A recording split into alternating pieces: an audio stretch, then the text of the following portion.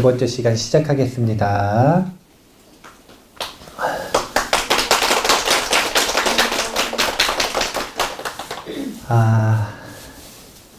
이제 초기교단의 역사를 남방전승 기준으로 볼 때 첫 안건은 녹야원에서 지내셨다라는 게 이제 이 공통된 의견이에요. 그래서 우리가 생각한 것처럼 뭐 초전법륜을 듣고 갑자기 아라한이 됐거나 무화경을 듣고 갑자기 하루아침에 아라한이 됐거나 이런 느낌보다는 한 3개월 정도의 유예 기간이 있으니까요. 그 기간 동안 아라한이 61명이 탄생했다. 부처님 포함해서요. 그래서 부처님께서 61의 길로 떠나라. 이렇게 선언을 하신 게 전법선언이라고 보시면 됩니다. 그러니까 여기까지가 되게 중요한 거예요. 초전법륜은 왜 중요하느냐? 법륜을 형성했기 때문에. 전법선언은 왜 중요하느냐? 자신만이 법륜을 굴릴 수 있는 게 아니라 이제는 아라한들에게 법륜을 굴릴 수 있는 자격을 준 겁니다. 그렇기 때문에 중요한 거예요. 그래서 전법선언 이후에 마지막 줄에서 말씀하신 것처럼 부처님께서 나도 역시 가르침을 펴기 위해 우르벨라 지역의 세나니가나 마을로 가겠다 이렇게 선언을 하신 거예요. 지도를 다시 보면은요. 이제 오비구들과의 스토리가 어떻게 정확히 되는 거냐면 원래 부처님께서 저 우르엘라 지역 있죠? 저 지역에서 저기 보드가야하고 우르엘라 지역이 가깝잖아요. 저쯤에서 고행을 하셨대요. 원래 6년 고행을 저기서 하셨대요. 그런데 부처님께서 이제 이 백가죽과 등가죽이 붓기 직전, 그러니까 하루만 더 안 먹으면 이제 죽는 거예요. 수행 포기하고 죽음을 맞이하는 거예요. 그 순간이 되었을 때 이 길이 아니다라고 생각을 하셔서 공양을 받으시고 몸을 씻고 수행을 하시잖아요. 그 모습을 보고 오비구들이 실망을 해서 저 동네에서 떠나서 저기 20바다나 지역으로 간 겁니다. 그래서 부처님께서 저기서 수행을 하셔가지고 저기를 찾아간 게 아니라 오비구들이 있는 곳으로 떠난 곳으로 가신 거예요. 그래서 저기에서 첫 안건을 보내시고 그리고 나서 다시 우르엘라 지역으로 가시는 거죠. 그러니까 조동네에서 6년 고행을 하셨죠. 그러면 조동네가 지금 마가다국하고 가깝잖아요. 그럼 마가다국 사정에 대해서 잘 아실까요? 모르실까요? 6년 고행을 해도 아무리 고행을 해도 지나가는 사람들이 말을 하거나 소문이 들리거나 그러면은 어느 정도 아시잖아요. 그러니까 아마도 이 석가모니 부처님은 이미 이 전법을 한다면 누구에게 해야 되나라고 하는 것에 대한 나름의 생각이 있으셨을 거예요. 그리고 가장 효과적이고 가장 강력한 방법을 쓰시는 거예요. 그것은 뭐냐면 우르엘라 지역에 모여있는 종교 지도자 가섭 사명제를 교화하고 그 다음에 마가다국의 국왕을 교화하면 이게 어떤 시스템인 거냐면 인도 내에서는 이 나라를 다스리는 정치인들이 더 계급이 높을까요? 종교 지도자가 더 계급이 높을까요? 그러니까 종교 지도자와 사회 지도자 우두머리들을 교화해버리면 어떻게 되는 거냐면 전부 마가다국을 교화하는 거나 마찬가지죠. 그런 방법을 지금 쓰시는 거예요. 그래서 우르엘라 지역으로 가는데 이 우르엘라 지역에 가가지고 부처님께서 거기서도 약 3개월 정도의 시간을 보내십니다. 그러니까 9월 15일 날 전법선언을 하시고 떠나셨다고 생각을 해보세요. 그러면은 이제 항상 보면은 또 경전에서는 이동하는 시간을 정확하게 계산을 안 하는데 이동하는 시간이 꽤 걸리셨을 거예요. 그럼에도 불구하고 한 12월 15일 정도까지는 조동네에 계신다고 보시면 되는 거예요. 우르엘라 지역에. 그러니까 가섭사명제를 교화하는데 약 3개월이 걸렸다? 이렇게 보시면 되는 거예요. 이동시간 뺀 겁니다. 신통으로 날아가셨는지 아니면 걸어가셨는지는 잘 모르겠어요. 그런데 그 이동 시간 빼고 3개월 정도. 그 기간 동안 이 삼가섭을 제도하는 기간을 거치는데 아함경 전승에서는요. 삼가섭을 제도하는데 되게 간단하게 제도하는 모습을 보여줘요. 그게 뭐냐면 가섭삼형제를 만나러 갔을 때 이 가섭삼형제한테도 이미 소문이 들어갔습니다. 어떤 소문이 들어갔냐면 35세 석가족의 아들이 있는데 이 아들이 왕위를 포기하고 출가해서 6년고행, 위대한 6년고행을 해서 그러니까 사실은 이미 어느 정도 존경받는 수행자예요. 고타마 실탈타라고 하는 존재는. 왜냐하면 본인의 고행을 표현할 때 뭐라고 표현을 했냐면 세상에 다시 없을 가장 극악한 고행이라고 표현을 합니다. 세상에 누구도 다시는 못할. 그러니까 고행 수행자들 사이에서는 이름이 좀 있었겠죠. 그러니까 종교 지도자들끼리는 서로 알잖아요. 그러니까 이미 소문을 다 들었단 말이에요. 거기다가 본인이 부처님이라고 그러고 지금 돌아다닌다 이거예요. 저기 지금 어디야 저 노경원 있는데 가가지고 부자들 아들들 다 지금 어떻게 출가시켜가지고 뭐 이런 소문 다 들었을 거 아니에요. 그러니까 이미 사실은 서로 알고 있는 상태예요. 그래서 가섭삼형제한테 가가지고 뭐라 그러는 거냐면 일단 내가 여기 하루 자겠다 이렇게 얘기하는 거예요. 그러면 위대한 수행자가 왔으니까 그냥 내쫓을 수는 없잖아요. 그러니까 어디서 주무시게 해야 되나 하고 있는데 부처님께서 용왕을 가둬놓은 방이 있었거든요. 뭐냐면 킹코브라를 가둬놓은 방일 거 아니에요. 용왕을 가둬놓은 방에다가 거길 지정을 하면서 제가 오늘 저기서 자겠습니다 그러는 거예요. 그러니까 3번을 굉장히 난감해하면서 거절하려고 그럽니다. 우르벨라 가섭이. 가섭 삼형제 중에 제일 형. 우르벨라 가섭이 큰 가섭이. 큰 가섭은 마하가섭이니까 안 되겠다. 마하가섭 존재는 따로예요, 따로. 큰 가섭 하면 안 되겠네요. 네. 첫째 가섭 할배. 예. 이제 우르벨라 가섭. 예. 우르벨라 가섭이 위대한 수행자가 와가지고 용왕한테 물려 죽으면 누구 책임이에요? 그러니까 좀 난감하잖아요. 그러니까 안 된다고 만류를 3번을 해요.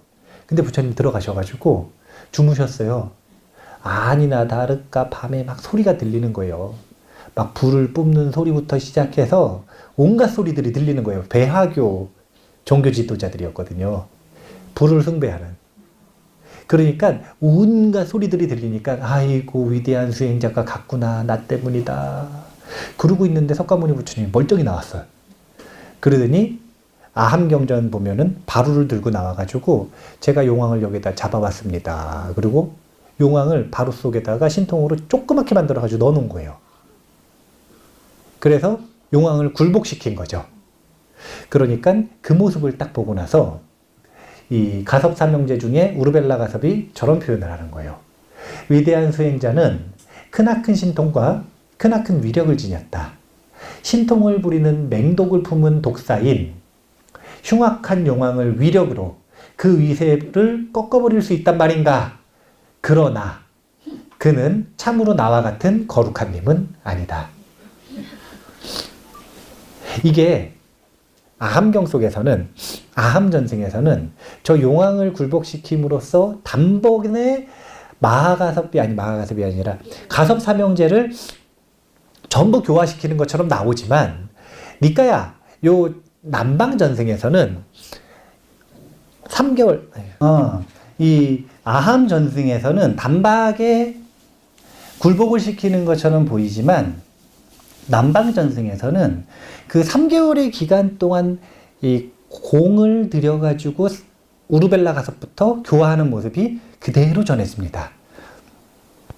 그러니까 어떤 스님이 이 남방의 전승들을 연구를 해가지고 평가를 하기를 이 가섭 삼형제를 교화하기 위해서 부처님께서 보이신 신통이 수천 가지래요. 근데 수천 가지의 신통을 보여도 그때마다 하는 표현은 뭐냐면 위대한 수행자는 크나큰 신통과 크나큰 위력을 지녔다. 그러나 그는 참으로 나와 같은 거룩한 님은 아니다. 이렇게 오만한 거예요. 오만한 거. 이렇게 오만한 거예요. 근데 그럴 수밖에 없는 게 이미 그때 당시에 큰 가섭이, 그러니까 마하가섭이 아니지, 이 가섭 삼형제 중에 제일 형이 500명의 제자가 있었답니다. 500명의 신도가 아니라 수행자만 500명이 있었대요. 거기다가 그 3개월 동안의 묘사를 놓고 볼 때 마가다국의 국왕과 이 바라문과 귀족들이 우르벨라 가섭한테 인사 오는 장면들이 있어요. 그러니까 마가다국 근처에 있는 여러 종교 지도자들이 있을 텐데 그 중에 가장 어른 중에 하나라는 거죠. 그럼 얼마나 오만하겠어요.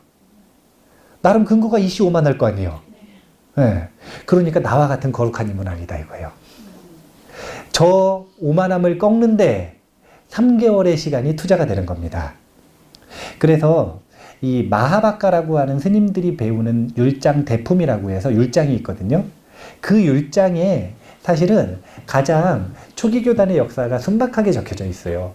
근데 거기에 보면 여러 가지 신통들이 나오는데 사실은 뭐 스님들이 평가하기를 뭐 가섭 삼형제와 신통 대결을 했다라고 표현을 하는데 대결이랄 것도 없어요. 그냥 부처님께서 보여주시는 거예요. 여러 가지 신통들이 묘사가 되는데 예를 들어 볼게요. 처음엔 용왕을 제압했죠.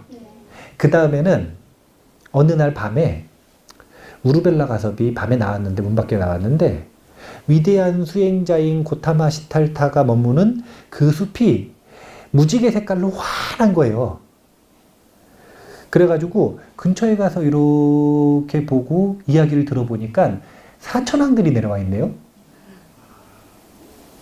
사천왕천에 천신들 있잖아요. 사천왕들이 내려와가지고 부처님한테 무릎 꿇고 뭐라고 막 이렇게 얘기를 듣고 있는 거예요. 그 모습을 보고 다음날 아침에 저녁 때 나갔는데 무지갯빛이 있어가지고 가봤더니 사천왕들이 왔던데 무슨 일이냐고 물어봤어요. 그러니까 부처님께서 사천왕들이 문안인사 왔다 갔다고?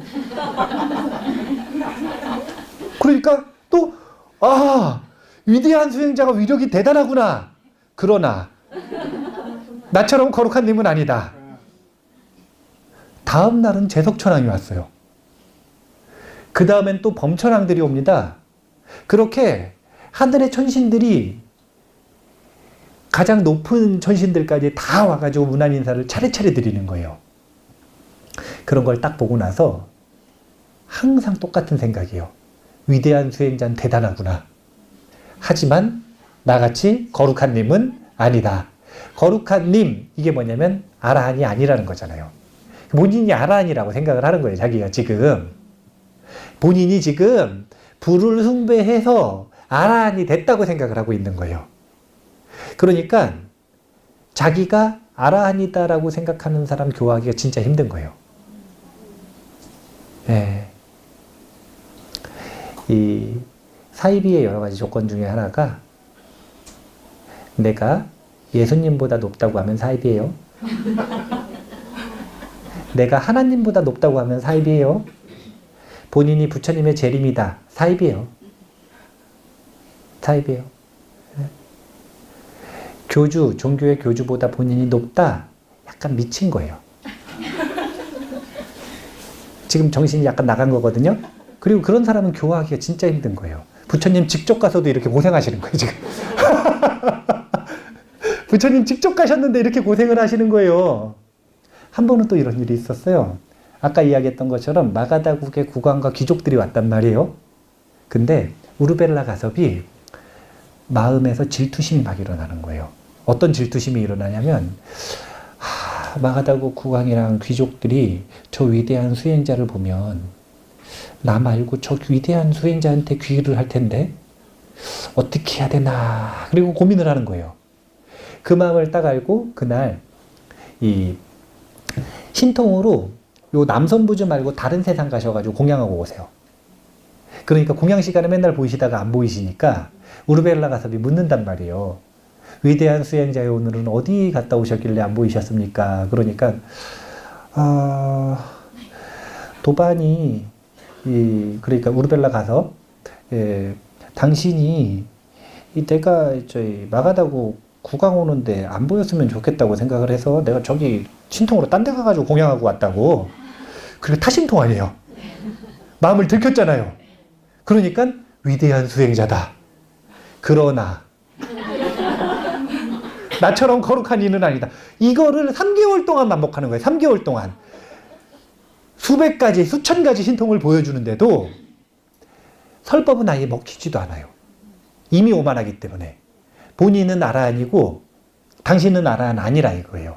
그럼 설법은 안 막히니까 부처님께서 오직 뭐만 보여주시는 거냐면 신통만 보여주시는데 그런데도 꺾이지가 않는 거예요. 맨 마지막에 홍수의 신통인데 인도는 인스턴트 홍수가 자주 일어난단 말이에요. 인도에서 보면은 자등명, 법등명이라고 하는 구절이 있죠. 그게 원래 등불을 가리키는 단어가 아닌데 등불로 중국에서 번역을 한 거예요. 원래는 뭐냐면 섬이에요, 섬.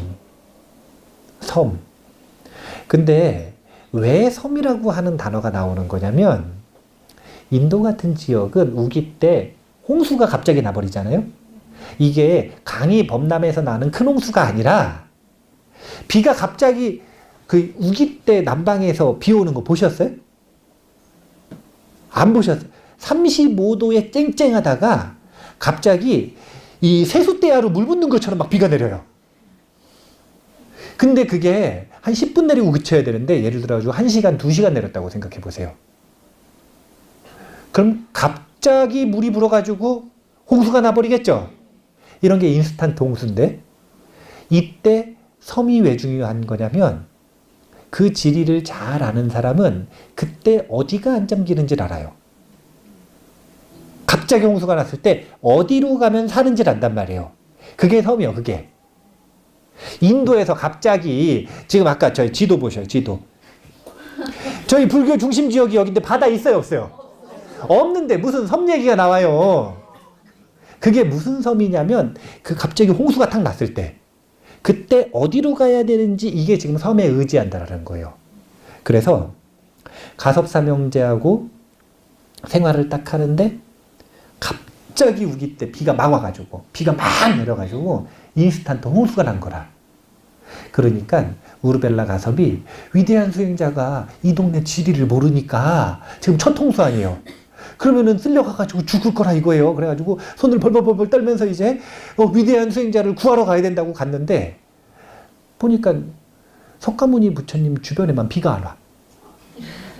홍수에 휩쓸려 있지 않는 거예요. 그래서 그 모습을 딱 보고도 위대한 수행자다. 그러나 나처럼 거룩한 님은 아니다. 그러니까 여기까지 딱 하고 나니까 부처님께서 더는 안 되시겠어. 특단의 조치를 내려야 돼요. 그게 뭐냐면 부처님께서 선언을 하십니다. 이렇게 신통을 다 보여주시고 그 다음에 하시는 표현이에요. 한때 세존께서는 이와 같이 생각했다.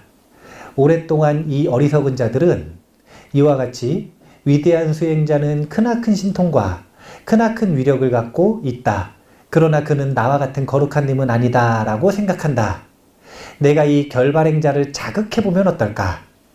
그래서 세존께서는 결발행자 우르벨라 까사빠에게 이와 같이 말했다. 까사빠여, 그대는 거룩한 님이 아닐 뿐만 아니라 거룩한 길에도 들어서지 못했습니다.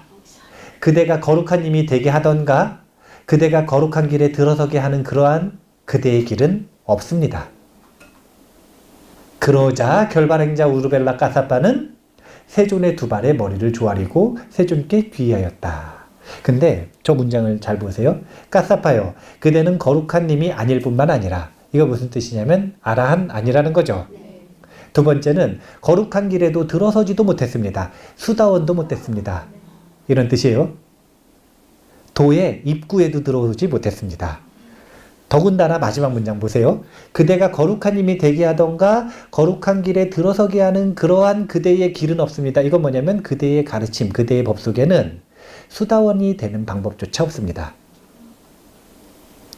당신이 지금 아라한이라고 착각하는데 아라한이 아닐 뿐만 아니라 수다원도 아니고 그 가르침대로 수행하면 수다원조차 못 됩니다. 이 얘기를 딱 한 거예요. 그러니까 3개월 동안 신통에서 지금 계속 밀렸죠. 안 그래도 위축이 되어 있는데 지금 자존심 가지고 버티고 있는데 무너져 내린 거예요. 그래서 우르벨라 까사파는 세존의 두 발에 머리를 조아리고 세존께 귀하였다. 그래서 이제 나머지 결발행자들이 전부 같이 출가를 한단 말이에요. 둘째 300명의 제자와 함께, 셋째 200명의 제자와 함께. 그래서 삼형제가 1000명의 제자와 함께 부처님께 귀의해서 출가를 합니다. 그래서 부처님의 그 유명한 불해설법이 이때 등장하는 거예요. 이게 아마 남방전승에서는 이 9월 15일부터 3개월간 있었다 그러니까 12월 15일쯤 있는 일인 거예요. 그러니까 이게 3개월 동안 신통을 통해서 이 근기를 딱 상황을 무르익게 만들어 놓고 마지막으로 가장 폐부를 찌르는 말. 자, 돈이 많고 돈이 중요한 사람에게는 알고 봤더니 통장이 비었더라.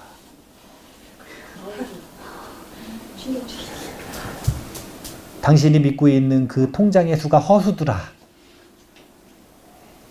통장이 알고 봤더니 0원인 거예요.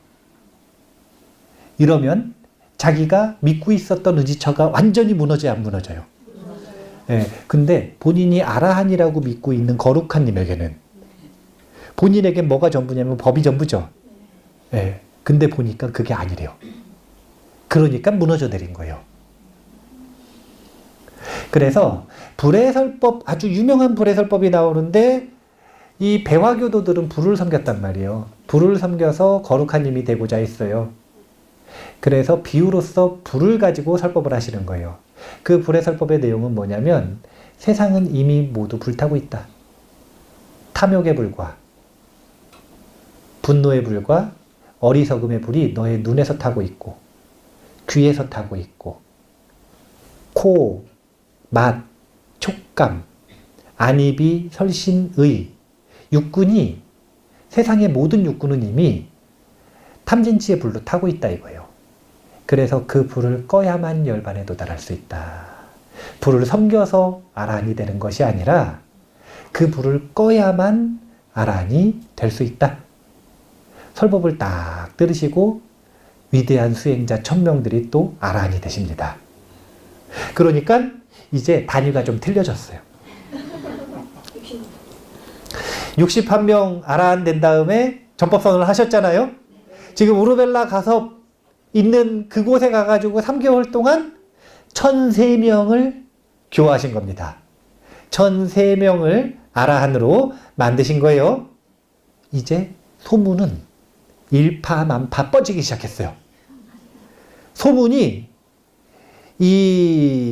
아주 빠르게 퍼져가지고 요즘에 트위터만큼 빠르게 퍼지지는 않지만 종교계 소식 이런 거 아주 빠르게 퍼지거든요. 그러니까 마가다국에서는 지금 이슈 중에 이슈예요. 이슈 중에 이슈. 우리나라로 치면은 마치 어떤 거와 같냐면 우리나라에 뭐 예를 들어 가지고 되게 큰 성당에 우리나라에도 무슨 뭐 세계적으로 뭐 이렇게 인정받는 뭐 성당에서 추기경 있나요? 있으세요? 지금 현재 있으세요? 예전에 돌아가셨다는 얘기는 들었는데 그 이후에도 있나요?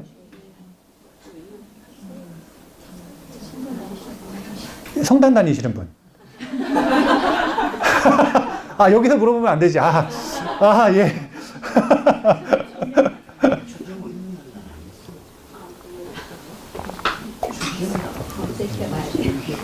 예를 들면 있다고 쳐봐요. 있다고 치면 지금 어떤 상황인 거냐면 그 추기경이 원빈 스님한테 귀의했다 이거예요. 아니 나이차가 이런 상황인 거예요 지금. 석가모니 부처님이 당시에 35세였기 때문에 그 정도 나이 차인 거예요. 그런데 갑자기 귀의했다 이거예요. 그래서 그냥 귀의하고 개종하고 끝난 게 아니라 아라한이 됐다 이거예요. 제자들까지 전부. 이런 이슈인 거예요. 그러니까 엄청난 이슈죠. 그러니까 얼마나 엄청난지 마가다국 국왕이 직접 출동을 하는 거예요. 직접 출동을 하는 거예요. 혼자만 궁금하냐? 아니라 지금 마가다국 사람들 다 궁금해요. 그래서 경전 속에서는 12만 명의 바라문이 같이 왔다 그래요. 12만 명의 바라문이 다 궁금한 거예요, 지금. 우리나라 최고 종교 지도자가 지금 젊은 수행자한테 귀의했다 이거예요. 그러니까 난리가 나가지고 다 찾아오는 겁니다. 그래서 12만 명의 바라문과 마가다국 국왕을 탁 만나가지고 장면이 있어요. 이 사람들이 도대체 뭐가 궁금하냐면 이게 궁금한 거예요. 위대한 수행자가 우르벨라 까사빠에게서 청정한 삶을 영위하는 것일까? 아니면 우르벨라 까사빠가 위대한 수행자에게서 청정한 삶을 영위하는 것일까? 소문은 어떻게 났냐면 우르벨라 까사빠가 위대한 수행자에게 귀의해서 청정한 삶을 영위한다라고 나왔죠. 소문은 그렇게 났어요. 근데 이게 헛소문인지 아닌지 모르겠으니까 확인하러 왔잖아요. 그러니까 궁금한 게 둘이 끊임없이 신통 대결을 하고 있다라는 건 소문을 들었으니까 누가 이겼나 이게 궁금한 거예요. 누가 이겼나? 그래서 위대한 수행자가 까사빠 존자에게 귀의했을까? 아니면 까사빠 존자가 위대한 수행자에게 귀의했을까? 12만 명이 공통으로 가지고 있는 질문이에요. 그 질문에 대해서 부처님이 답변하시는 방식을 잘 보셔야 돼요. 묻지도 않았는데 벌써 답변을 하시거든요. 12만 명과 마가다국의 국왕에 딱 왔을 때 답변하는 방식이 묻지도 않았어요. 근데 갑자기 앞에 있는 우르벨라 가섭을 딱 보면서 질문을 하시는 겁니다. 뭐라고 질문을 하시냐면 문답을 봐보세요. 우르벨라에 사는 자여, 무엇을 보고 여인자라고 불리는 그대는 불의 제사를 버렸습니까? 까사빠여, 나는 그대에게 그 사실을 묻습니다. 어떻게 그대의 불에 바치는 제물이 버려졌습니까? 자,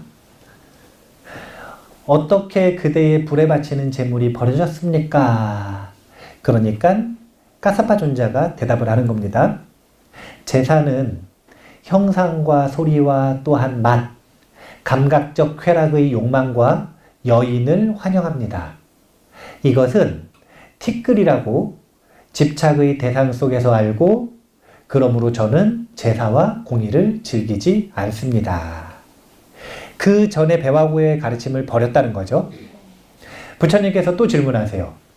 까사빠여, 여기 그대의 정신이 형상과 소리와 또한 맛을 즐기지 않으면 천상계와 인간계의 어느 곳을 즐기는지 까사빠여, 그것을 나에게 말하시오. 저는 적정의 진리를 보고 집착의 대상을 여의고 아무것도 없어 욕망의 존재에 대한 집착을 여의었습니다. 다른 상태로 되지 않고 타자에 의해 이끌어지지도 않으니 그러므로 저는 제사와 공의를 즐기지 않습니다. 그러니까 그 전에 불의 제사를 지내서 뭘 하려고 했던 거냐면 천상에 태어나려고 했던 거예요. 천상에 태어나려고 했던 거예요. 그런데 이제 육군에 타는 불을 끔으로써 아라한이 됐기 때문에 천상을 즐기고 싶지 않다. 인간계를 즐기고 싶지 않다. 즐기는 바가 없어졌다 이거예요. 적정해졌다는 거죠.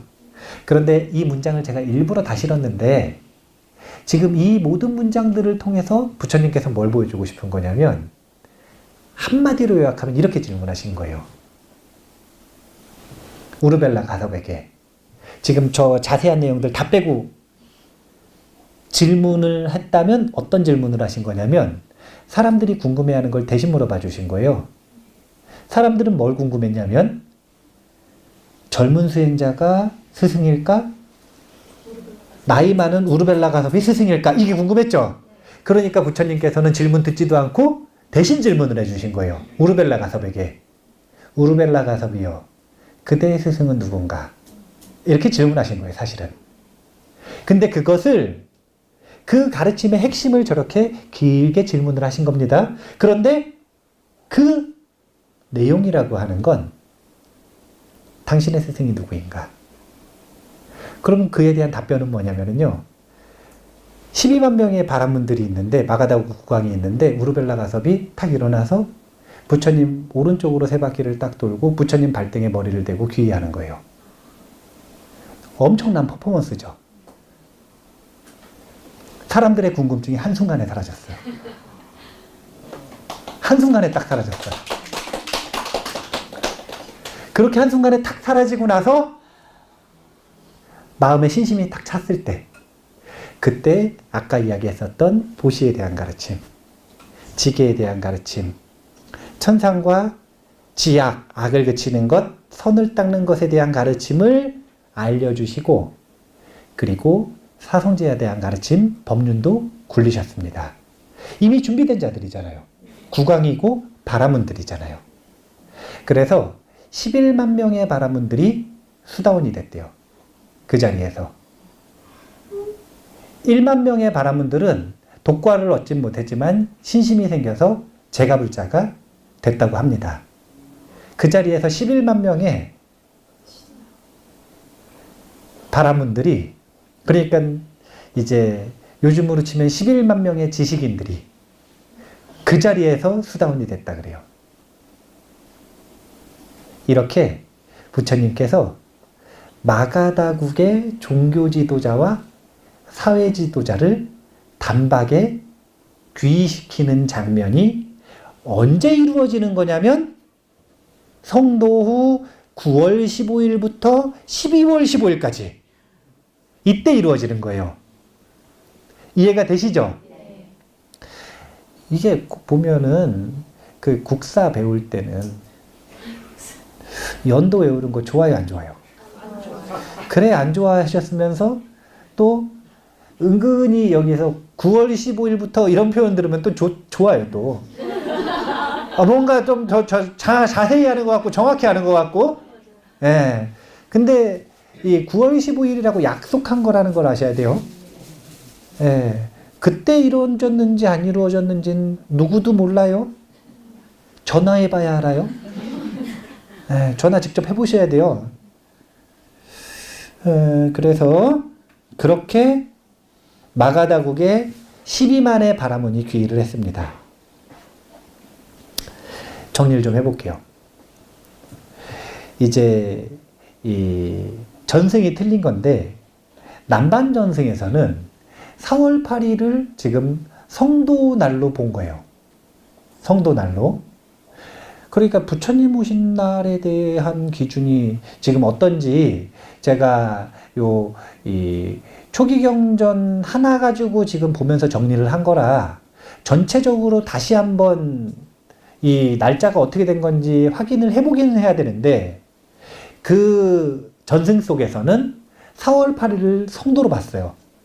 그래서 이 보리수와 금강보자 밑에서 한 50일 계셨다고 보시는 거예요. 7주.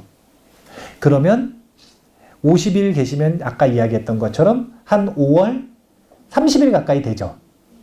그래서 그때 출발하셔가지고 6월 15일부터 녹야원에서 계셨다라고 보시는 겁니다.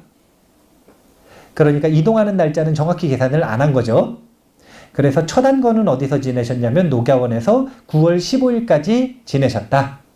지금 이게 이 부처님 성불하시고 1년 차에 있는 일입니다. 그러니까 우리는 불기를 부처님 돌아가시고서부터 계산하죠. 그러면은 불기 마이너스 45년. 이렇게 되는 거겠네요. 성불하시고 1년차 첫 안건은 녹야원에서 지내시고, 그리고 나서 안거 끝나는 날 전법선언을 하셨다 이거예요. 61명의 아라한들을 함께 이 앞에 두고 전법선언을 하셨어요. 그 전법선언의 61명의 아라한은 부처님 한 분, 그 다음에 오비구, 그래서 6명, 거기다가 야샤가 7명째, 그리고 4명의 친구까지 하면 11명째, 50명의 친구 하면 61명째. 그렇게 해서 61가지 길로 떠났습니다. 그래서 우르벨라 가섭을 찾아가셨죠.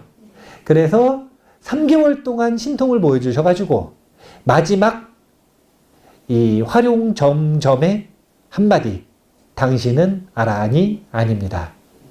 심지어 그 방법으로는 아라한이 될 수 없습니다. 이 한마디로 귀의를 한 거죠. 그래서 12월 15일 날 가섭사명제가 귀의를 하고요. 1월 1일이 되기 전에 마가다국에 12만 명의 바라문들이 귀의를 하는 겁니다.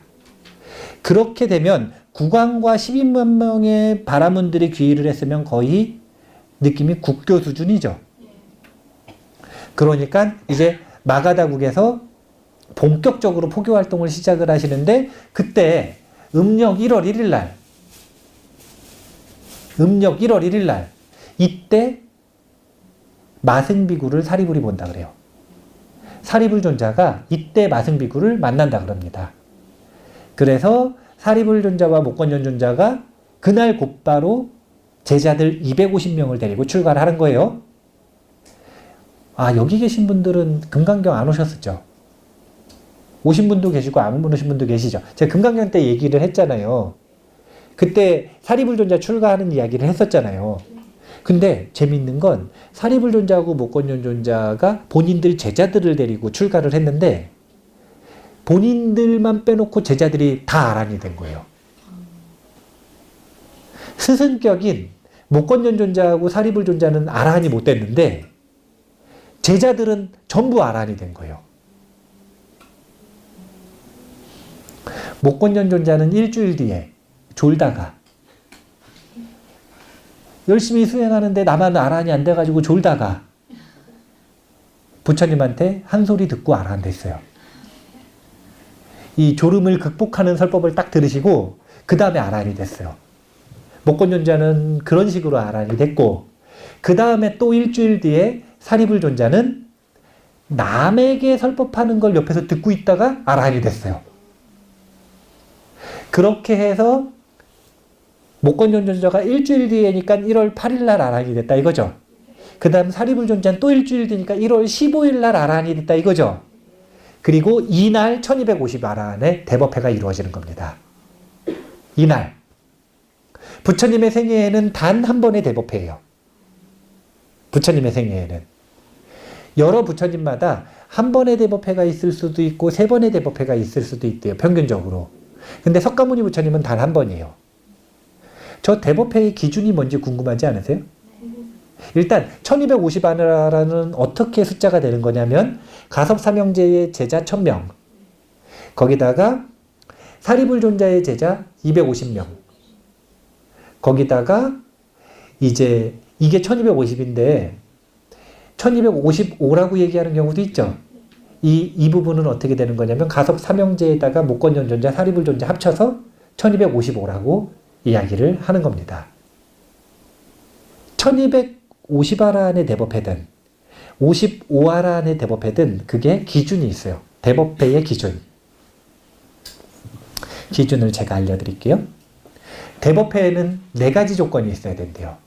첫 번째는 그 자리에 모인 비구가 모두 에히비쿠 아라한이어야 돼요.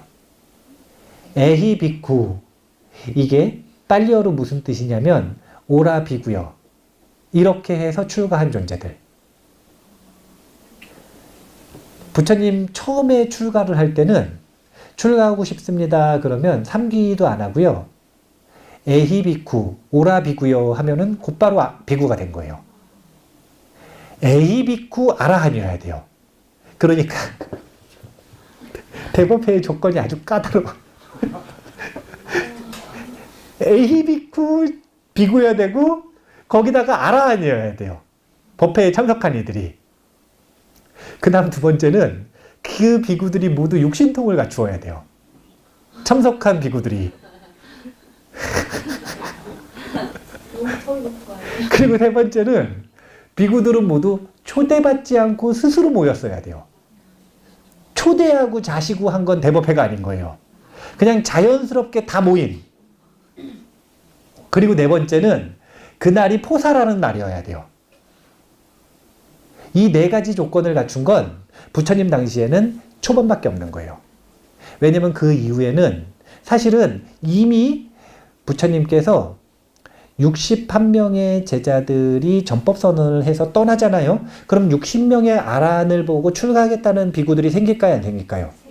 그러면은 부처님 찾아와가지고 인사를 해야 될까요? 안 해야 될까요? 그럼 피곤하겠죠? 저희 얼마나 넓은지 다시 보세요. 다시 보셔요. 지금 61가지 길로 갔는데 예를 들어가지고 어떤 아라한이 저기 말라국의 빠와에 가셨어 지금. 근데 부처님 어디 계신지도 모르겠어요 지금. 근데 안다 그래도 보니까 지금 저기 라자가에 계신대. 라자가하 왕사상에 계신대요. 그러면 찾아가려면 지금 20바타나까지 대략 300km였대요. 저기 카필라와투까지 1200km였다 그러거든요. 그럼 저 빠와까지도 한 900km 되겠네요. 그러면은 비구 되려면 900km 걸어가야 돼요. 그러면 걸어가는 동안 부처님 딴 데 가실 수 있어요, 없어요? 있어요. 그럼 비구 한번 되려면은 900km, 1000km 걸어가는 것 뿐만이 아니라 가서 기다리거나 또 찾아가고 이러면 비구 되려면 한 1년 기다려야 돼. 이러면은 승단이 성립이 되기가 쉽겠어요, 어렵겠어요? 그래서 이미 전법선언을 하시기 전에 본인에게 임사를 시키고 승낙받지 않아도 3기를 통해서 비구가 되는 방법을 허락을 해주세요. 그런데 석가모니 부처님 본인은 누가 출가하겠다 그러면 3기를 시킬 필요가 있어요, 없어요? 본인은 아직까지는 A비쿠 이렇게 오라 비구요. 이것으로서 3기를 지금 직접 만나 뵙고 승인을 못 받으니까 3기를 하는 거 아니에요, 대체로. 근데 본인은 A비쿠가 가능하죠. 그러니까 이런 것들이 형식화되기 전까지의 기간이기 때문에 사실은 요 기간만 지나도 A비쿠 아라한들이 모이기는 어려운 거예요. 근데 이 네 가지 조건을 다 갖춘 대법회가 이루어지는 겁니다. 아이고, A비쿠여야지, 아라한이어야지, 육신통이어야지, 초대받지 않고 스스로 모여야지. 거기다 날짜도 있어요. 보름마다 한 번밖에 기회가 없어. 포살날이어야지. 이런 모든 조건을 갖춘 때는 부처님 당시에 딱 한 번뿐이었다는 거예요. 그게 1250 아라한이라고 하는 정형구가 나오는 대법회입니다. 그게 언제 이루어지는 거냐면 다시 보자면 부처님 성불하신 게 4월 8일이면 그 다음에 1월 15일 날 이때 1250 아라한의 대법회가 이루어지고 그 자리에서 상수제자로 사리불 존자와 목건년 존자를 지정을 하시는 겁니다. 이렇게 해서 사실상 지금까지도 거의 보면은 부처님 교단에 일반 비구들은 거의 없고 대부분이 아라한이에요. 1년 차까지 지금 보면 그런 거예요. 대부분이 아라한이에요. 그러면 석가족을 방문은 언제 하시느냐? 석가족은 이 2년 차에 방문을 하신다 그래요. 2년 차. 그러니까 요 2년 차에 방문을 하시는데 지금 상황을 보면 처단거를 녹야원에서 지내시고 요쪽 마가다국으로 오셨잖아요. 그래서 우르벨라 가섭과 누구를 교화했냐면 구강을 교화했죠. 그러면은 이제 이 동네는 좀 교화가 된 거예요, 안 된 거예요? 그럼 떠나야 돼요? 아니면 여기 좀 있어야 될까요? 떠날 수도 있는데 이제 마가다국 구강이 이제 직접 그 아까 이야기했던 대나무 숲을 기증을 해가지고 이 절을 만들었단 말이에요. 절을 만드는 건 왜 만드는 거예요? 한한 거 지내주시라고. 절을 만들어주는 건, 자, 생각을 해보세요. 부처님은 부동산 증명서를 가지고 있을까요? 안 가지고 계실까요? 안 가지고. 자, 절은 누구 소유였을까요? 마가다국은 누구 소유였을까요? 승단의 소유였을까요? 국왕의 소유였을까요? 누구 소유였을 것 같으세요?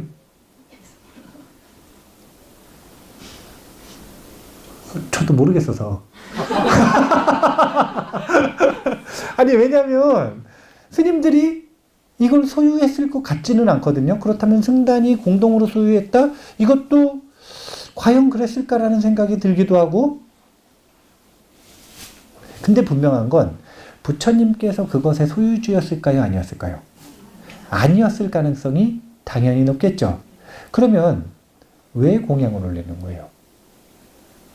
생각해 보세요. 여기서 지낼 것도 아닌데 공양을 올려요. 이건 뭐냐면 재산을 드린 거잖아요. 그건 증명서, 계약서를 줘야 돼요, 안 줘야 돼요? 땅 문서를 줘야 되는 거 아니에요. 땅 문서를 그냥 드릴 수는 있죠. 안거 지내시는 거랑 상관없이 땅 문서 드릴게요. 그리고 드릴 수 있겠죠. 근데 지금 용도가 그런 용도가 아니잖아요. 땅 문서를 받지도 않았는데 공양을 올렸다. 이건 뭐냐면 여기서 지내시는 동안 이곳에서 머물러 주십시오라고 공양을 올린 거 아니에요. 그래서 처단거를 마가다국에서 지내면서 포교 활동을 하시니까 또 소문이 쭉 퍼져가지고 부왕 귀에도 들어가는 겁니다. 그래서 부왕이 10번을 초청을 해요. 10번을. 10번을. 근데 석가모니 부처님이 안 가셔요. 왜 안 가는 줄 아셔요? 아니에요. 석가모니 부처님한테 요청이 들어가질 않아요. 첫 번째 요청에 책임자 1명과 1000명의 사절단을 꾸려서 보냅니다. 근데 가가지고 설법 듣고 다 아란이 돼요. 그래서 본인이 사절단으로 온 거 잊어버리고 사시는 거예요. 세간의 문제는 중요하지 않으니까. 2차 사절단을 보냈는데도 또 다 아란이 되고 9차 사절단을 보냈는데도 지금 벌써 9,000명째 보내는 겁니다. 그리고 마지막 10차가 석가모니 부처님하고 원래 잘 아는 친구를 보내면서 무슨 얘기를 조건으로 거는 거냐면 너 가가지고 아라한 될 거 안다. 어차피 아라한 될 거 안다. 그러니까 아라한 되더라도 말은 꼭 전해달라. 그래서 보내서 마지막에 석가모니 부처님이 정식으로 요청을 받고 그러니까 10,000명째 와서 10,000명째 비구들이 지금 생긴 거예요. 그리고 나서 요청을 듣고 허락하셔서 가십니다. 그래서 가실 때 20,000명의 비구들과 한 번에 함께 가신대요. 석가족을 방문할 때 20,000명의 비구들이 함께 간대요. 그러니까 저 20,000명이라고 하는 게 포교 활동을 하는 동안 석가족에서도 계속 사절단이 왔죠. 사절단도 10,000명이에요, 지금. 거기다가 3개월 지내는 동안 수많은 사람들이 출가를 했다 이거예요. 웰루아나 중림정사에 남은 비구들이 있을까요, 없을까요? 있겠죠. 남아있는 비구들도 있죠. 근데 따라 나선 비구만 20,000명이래요. 그래서 20,000명들이 함께 다시 저기에 보면은 지도를 다시 보면 여기 지금 마가다국에서 어디까지 가야 되냐면 여기 까필라 와뚜까지 가야 돼. 예, 까필라 와뚜. 그러면 도대체 이게 하루에 경전에서 뭐라고 표현이 되어 있냐면 하루에 1요자나씩 걸으셨대요. 1요자나가 대략 20km인데 하루에 20km씩 걸으면서 2달을 여행하셨답니다. 그렇게 해서 20,000명의 비구들과 함께 석가족을 방문하는 거예요. 그래서 그때 모든 일들이 다 이루어지는 겁니다. 그때 저희 누구야 라울라 존자도 그때 출가하고요. 이복 동생 난다도 억지로 출가하는 게 그때 출가하는 거고 더군다나 이제 그 석가모니 부처님의 부왕 석가족의 왕이죠. 제안을 해서 각 왕족들 귀족들의 집안에 아들들 1명씩을 출가시키자 그렇게 서로 합의를 해가지고요. 한 집에 1명씩 다 출가하는 거예요, 또. 그렇게 해서 기반이 이루어지는 거예요. 그렇게 해서. 자, 지금까지 내용을 정리를 해보면 지금 이 석가모니 부처님 성불하신 다음에 1년 동안 어떤 일이 있었는가를 쭉 보는 거예요. 근데 그 어떤 일이 이루어지는 기준이라고 하는 건 두 가지 가지고 이루어지는 거예요. 첫 번째는 법륜, 두 번째는 전법선언. 법륜은 부처님 가르침의 중심이 완성됐다는 뜻입니다. 언어적으로. 그리고 그 법륜을 통달하면 어떻게 되는 거냐면 아라한이 되는 거예요. 거룩한 삶을 사는 거예요. 그렇게 해서 결과물까지 증명해냈다는 거죠. 61명이 나왔으니까. 그래서 그들에게도 권한을 주는 겁니다. 아라한들에게 공통으로 권한을 주는 거예요. 법륜을 굴릴 수 있는.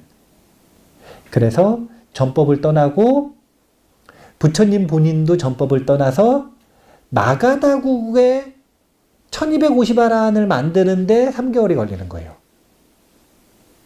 그렇게 해서 첫 해에 1250아라한의 대법회가 있었고 그 다음 해에 마가다국에서 두 번째 이 시간을 보낸 다음에 그리고 나서 석가족을 방문했다. 여기까지가 지금 이렇게 초기 교단의 굵직굵직한 중요한 사건들이에요. 근데 이 사건이 사실은 컨트롤 V처럼 반복되는 것들이, 이런 류의 사건들이 반복되는 것들이 석가모니 부처님의 생애입니다. 그래서 석가모니 부처님의 생애는 그 중심 뼈대가 법륜이고 전법선언이다 라고 보시면 되는 거예요. 초기 불교에서 이야기하는 부처님의 가르침은요, 생각보다 단순해요. 그 뼈대라고 하는 것이 매우 단순해요. 매우. 다른 뼈대가 거의 없어요. 전법선언. 여기 전법선언에서는 중도, 팔정도, 사성제. 그랬죠? 그리고 그냥 이 가르침이 준비가 되어 있는 존재들에게 무화경. 여기까지.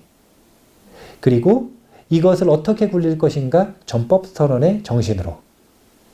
그래서 부처님의 제자들이 이 여러 아라한들이 한 곳에서 머무르면서 자신의 선정락을 즐기고 아라한의 삶을, 평화를 즐기고 살아간 것이 아니라 항상 길 위에서 중생의 이익과 안락을 위해 전법선언의 정신으로 그렇게 하루도 빠짐없이 탁발을 나가시고 이 안거 시간 외에는 전부 유행을 다니시면서 수많은 사람들을 만나서 그들을 교화하는 45년간의 삶이 이 뼈대를 중심으로 이루어졌다라고 하는 걸 우리가 알고 있을 필요가 있습니다. 대승불교의 정신도 여기서 크게 벗어나지 않아요. 조금 더 확장되고 조금 더 넓어지고 조금 더 높아지고 깊어졌을 뿐이지 크게 다르지가 않아요. 이것을 뿌리로 해서 열린 꽃과 열매일 뿐이다. 그래서 우리가 뿌리를 한번 정확하게 찾아보고 확인해보는 시간을 가졌다라고 보시면 되고요. 이제 내용적이고 철학적인 부분에서 더 자세한 내용들을 배울 거면 그때는 초전법륜경을 따로 분석해서 보는 시간, 그 다음에 무화경을 따로 분석해서 보는 시간, 그 다음 불해설법을 따로 분석해서 보는 시간, 그리고 전법선언을 따로 자세하게 분석해 보는 시간, 요 정도까지가 되면 이게 철학적인 면에서도 초기 불교의 가장 기본이라고 보시면 될 것 같아요. 이제 제가 초기 불교를 특강을 한다 그러니까 어떤 내용이 나올 거라고 기대를 하셨는지 모르겠으나 제가 생각하는 초기 불교는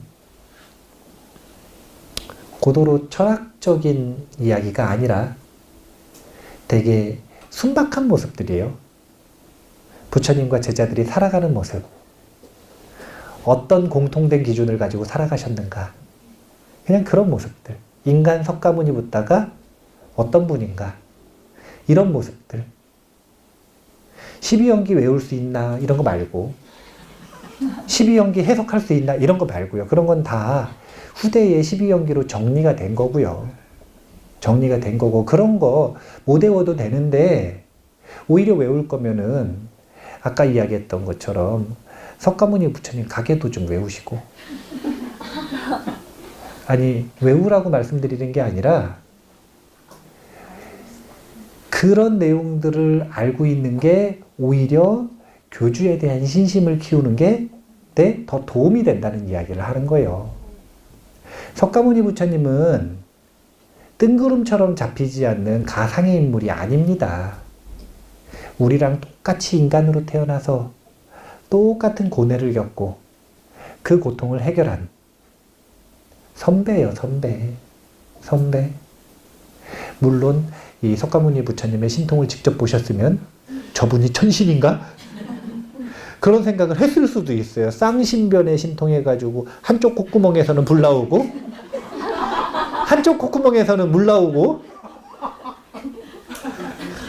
그런 쌍신변의 신통들을 딱 보면은 이제 저분은 천신보다 위대하다 이런 말이 나왔을 텐데 천신들이 밤마다 와가지고 문화 인사드리고 이런 것들 직접 보고 그러면 당연히 그런 신심이 일어나겠지만 하지만 중생들을 만날 때는 가장 인간적이고 담백한 모습으로 만나셨던 분이 석가모니 부처님이세요. 그래서 우리가 너무 신격화되어 있는 부처님만 알기보다는 2500여 년 전, 이젠 거의 2600년 전이네요. 2600여 년 전 인도를 살았던 인간 석가모니 붓다와 그들의 제자들을 꼭 배우는 시간을 이번 2년을 바탕으로 해서 가지셨으면 좋겠어요. 사대연기설 중요합니다. 안 중요하다는 게 아니에요. 철학적인 만족감도 되게 크고요. 그리고 이 다른 철학이나 다른 종교를 이해하는 데 있어서도 되게 큰 도움이 돼요. 세상을 바라보는 틀도 됩니다. 그런데 그게 나의 열반과 무슨 상관이 있냐 이거예요. 그런 만족감이 있다고, 그런 이해가 생긴다고 나의 열반과 무슨 상관이 있느냐 이거예요. 나의 열반과는 보시하는 습관, 계율을 지키는 습관, 천상에 태어나는 공덕, 그리고 악을 그치고 선을 닦는 것. 그래서 청정한 마음이 생겼을 때 법륜을 공부하는 것. 이것이 나의 열반과 관계가 있지. 이 우주가 어떻게 형성됐는지, 이 우주는 끝이 있는지 없는지, 이런 건 그냥 지적 유희에 불과해요. 지적 유희. 우리가 이 초기 교단의 모습들을 꼭 공부를 했으면 좋겠어요. 어쨌든. 예. 그래야 신심이 좀 나실 거예요. 부처님 이 당시의 전통을 지켜온다라고 하는 남방의 제가불자들은 사성제 8정도 이런 거 못 배웁니다. 금강경 이런 경전 못 배워요. 배울 기회가 없어요. 윗바사나 이런 것도 사실은 공부 못해요. 사마타 수행 이런 거 못해요. 거기는 시계 생천만 합니다. 그래도 우리보다 신심이 깊어요. 우리보다 얼굴 표정이 훨씬 좋아요. 우리보다 주관적 행복감이 훨씬 좋습니다. 우리보다 부처님에 대한 확신이 훨씬 강해요. 그럴 수 있는 비결은 손에 잡히는 부처님을 만났기 때문에 그래요. 인간 석가모니 붓다. 거기서는 절에 가면은 항상 설법을 듣는 게 인간 석가모니 부처님은 어떻게 살았는가라고 하는 이 부처님과 제자들의 이야기이기 때문에 그런 신심이 나는 거예요. 그래서 제가 이제 특강, 2019년 특강은 오늘이 마지막이고요. 2020년에는 특강 계획을 새로 세워야 되는데 자등명선언이 5월쯤에 여기 개합 만료예요. 그러면은 그대로 둘지 확장해서 갈지 아니면은 없앨지 3중 태기를 해야 되는데 근데 아직까지 5월까지 그러면 시간이 좀 있는 거잖아요. 그러면은 5월까지 무슨 특강을 할지 고민을 해야죠. 그래서 그 다음 특강 주제를 고민을 하는데 제가 지금 하나 가지고 있는 생각 중에 하나가 부처님의 생애 연도별로 쭉 보는 기준을 가지고 니까야를 좀 보면 어떨까 이 생각을 하고 있어요. 1년 차에는 어떤 일들이 있었는지, 2년 차에는 어떤 일들이 있었는지, 3년 차에는 어떤 일들이 있었는지, 그러면서 80대제자라고 불리는 80명의 대제자들, 이 대제자들의 삶을 같이 좀 봤으면 좋겠다라는 생각이 있는데 가능할까 싶어요.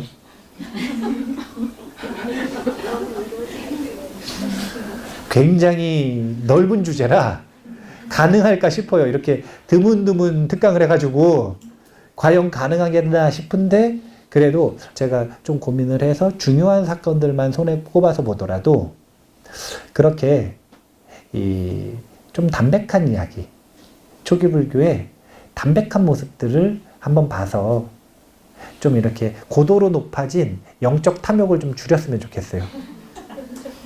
네.